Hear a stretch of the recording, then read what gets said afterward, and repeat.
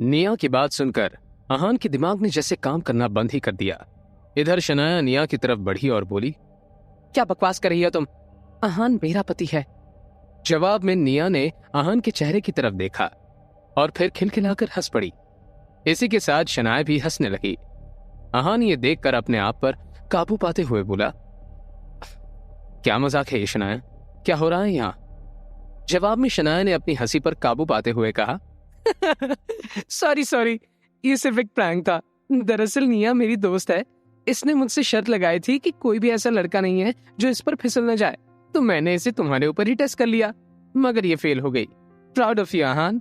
इस पर अहान बोला, तुम दोनों ने तो मेरी जान ही निकाल दी थी। तभी निया मुस्कुराते हुए बोली, वैसे आप चाहें तो मैं आपकी बीवी बन सकती हूँ जीजू।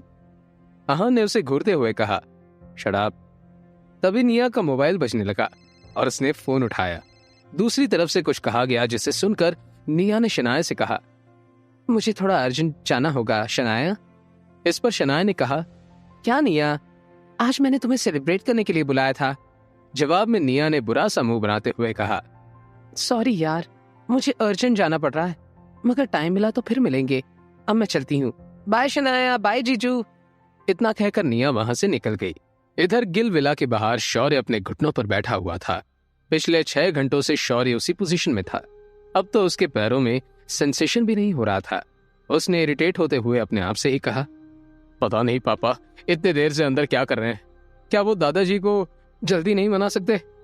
तभी दरवाजा खुला और नीरज के लिए कामयाबी भरी मुस्कान के साथ बाहर आए।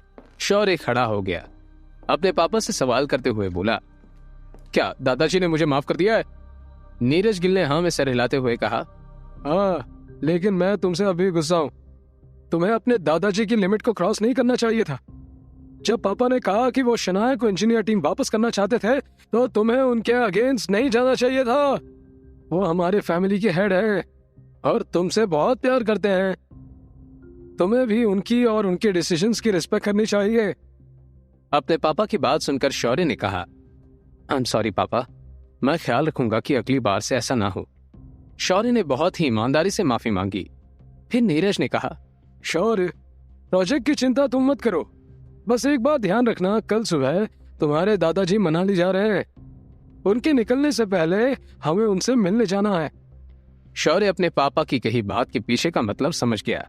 दूसरी तरफ अहान और शनाया के घर में शनाया को अकेले अपने कमरे में नींद नहीं आ रही थी। वो बार बार अहान के बारे में सोच रही थी। कुछ सोचकर वो अहान के कमरे की तरफ बढ़ गई। अहान ने जैसे ही दरवाजा खोला, सामने शनाया खड़ी थी। शनाया एक नॉर्मल सी नाइटी पहने हुई थी। पिंक कलर की बनी उस सिल्क की नाइटी से शनाया की कर्वी बॉडी कोई भी आसानी से देख सकता था। बिखरे बाल, नाइटी से छिपने के नाकाम खूबसूरत पैर और आंखों में कुछ हलचल देखकर अहान ने मुश्किल से खुद को शांत किया और बोला, आप यहाँ? क्या आपको कुछ चाहिए है? अहान ने किए सवाल को सुनते ही शनाया की बोलती बंद हो गई। जवाब देने के बजाय वो इधर उधर देखने लगी।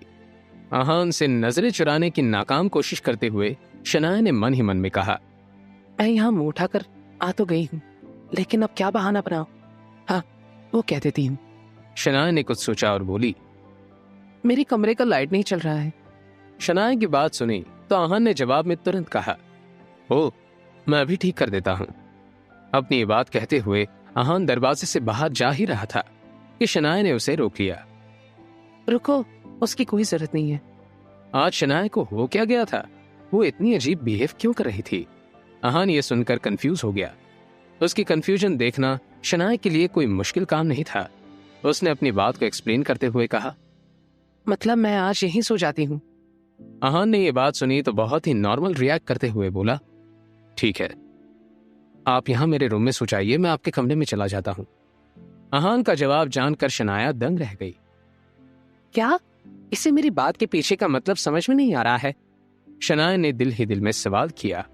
जब वो ये सोचने में बिजी थी, अहान अंदर गया और अपना ब्लैंकेट लेकर आ गया। वो बाहर जा ही रहा था कि शनाया ने अपने दोनों हाथों को फैलाकर अहान को रुकने का इशारा किया। हम साथ नहीं सो सकते क्या?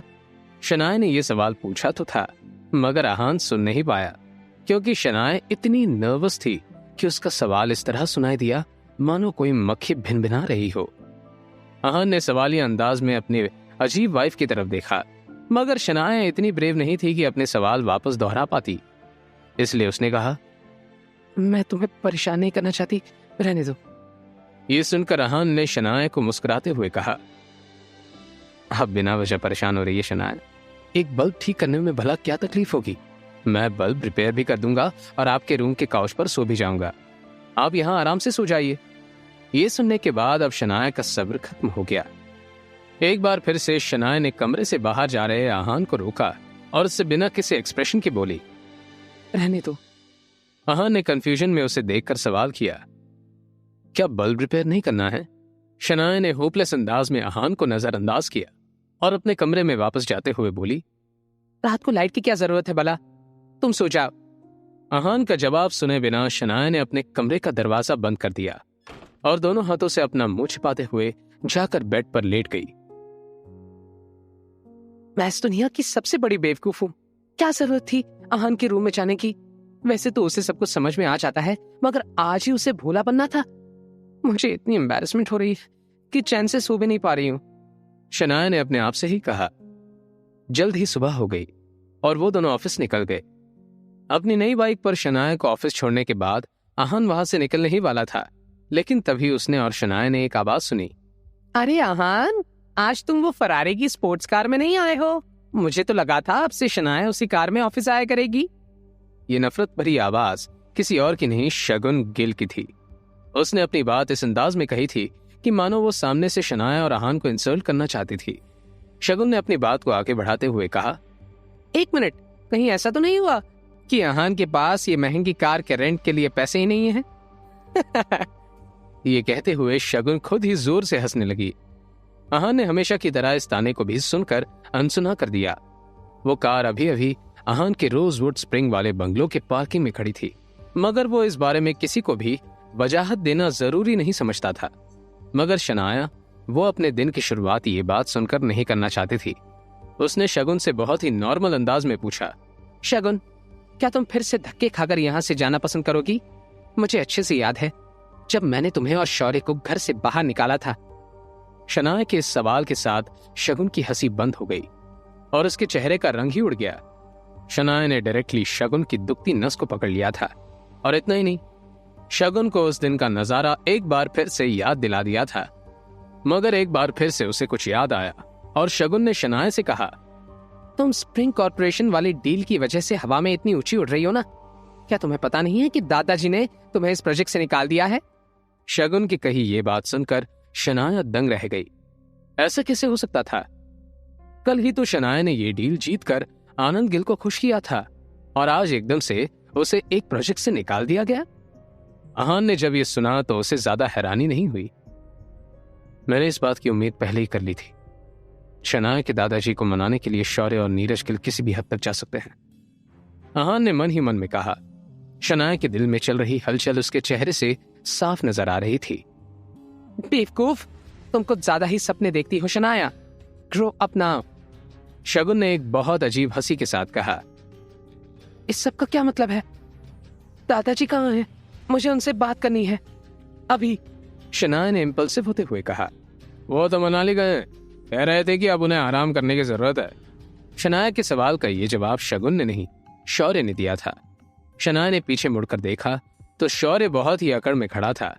उसने अपनी बात को आगे बढ़ाते हुए कहा, और हाँ, जाने से पहले दादाजी ने स्प्रिंग कॉर्पोरेशन वाला प्रोजेक्ट मुझे दे दिया है। अब तुम्हें भी घर जाकर आराम करना चाहिए। ये सुनकर शनाया गुस्सा हो गई। उसने शौर्य से सवाल करते हुए कहा, दादाजी ने किस बुनियाद पर तुम्हें प्रोजेक्ट दे दिया? शनाया के सवाल को सुनकर शौर्य उसे चिढ़ाने के इरादे से हंसने लगा। किस बुनियाद पर? अच्छा सवाल है। अगर तुम भूल गई हो तो तुम्हें मैं याद दिला देता हूं शनाया। मैं शौर्य गिल खानदान का वारिस हूं, इकलौता वारिस। आगे जाकर ये बिजनेस, ये खानदान, सब कुछ मेरे इशारे पर चलने वाला है। इसी बुनियाद पर यह प्रोजेक्ट मुझे मिला है। क्या ये रीजन सुनकर तुम सेटिस्फाइड हो? हाँ? इस पॉइंट पर शौर्य को अपने आप पर बहुत प्राउड फील हो रहा था। शनाया इस सब के बाद अब ना कुछ कर सकती थी और ना ही कुछ करना चाहती थी, इसलिए वो खामोश होकर अपना गुस्सा शांत करने की कोशिश करने लगी। अहान गिल खानदान को अच्छे से जानता था शौर्य बस कुछ मीठी बातों से आनंद गिल को खुश कर सकता था और उनका कोई भी डिसीजन बदल सकता था, इसलिए आहान को कोई हैरानी नहीं हुई थी। कुछ लोग बड़े घमंडी होते हैं, अपने अलावा उन्हें और कोई दिखाई नहीं देता। उन्हें लगता है कि यश मेहरा जैसे बिग शॉट लोगों के साथ सोने के बाद उनके सारे प्रॉब्लम सॉल्व हो जाएंगे, लेकिन किसी 5 स्टार होटल के बिस्तर में और असली दुनिया में बहुत फर्क होता है। शगुन ने बीच में ही मुंह मारते हुए शनाया पर इनडायरेक्टली तंज कस दिया। जैसे ही शौर्य ने यह बात सुनी, वो टेढ़ी स्माइल के साथ मुस्कुराने लगा।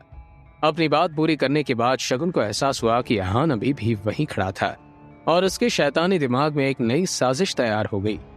उसने सोचा कि अब जब शनाया का ये निकम्मा पति भी यहाँ मौजूद है, तो क्यों ना उससे भी इस सब में घसीट लिया जाए। इसलिए शगुन ने आहान की तरफ देखकर उससे पूछा, आहान, क्या तुम नहीं जानते कल तुम्हारी खूबसूरत बीवी ने यश मेहरा के साथ स्प्रिंग कॉर्पोरेशन में किस तरह डील फाइनल की है? ये सुनने के बाद क्या होगा आहान का रिएक्शन? क्या आहान और शनाया में गलतफहमियां पैदा होने वाली हैं? शनाया कैसे आहान को अपने मासूमियत का सबूत देगी? जानने के लिए सुनते रहिए पॉकेट एफएम।